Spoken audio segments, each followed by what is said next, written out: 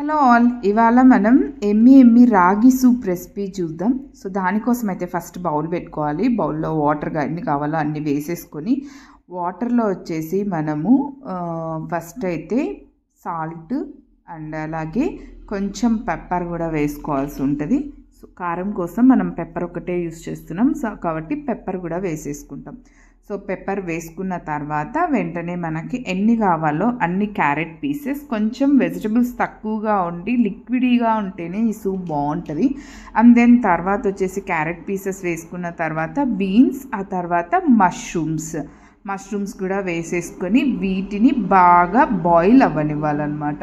So అవి బాగా vegetables అన్నీ బాయిల్ అయ్యి మెత్తగా అయిన తర్వాత ఇప్పుడు మనం ఒక స్పూన్ రాగి పిండిని వాటర్లో కలిపేసుకొని ఈ వాటర్లో యాడ్ చేసుకోవాలి. వెజిటబుల్స్లో యాడ్ చేసుకొని బాగా కలుపుకుంటే అది ఉంటలు కట్టకుండా ఉంటుంది. సో ఇలా అయిన తర్వాత దాన్ని అలా వదిలేస్తే ఒక 5 to 10 minutes మళ్ళీ బాయిల్ అవ్వనివ్వాలి. బాయిల్ అవ్వనిచ్చిన తర్వాత ఆపేసుకొని సర్వ్ చేసేసుకోవడమే.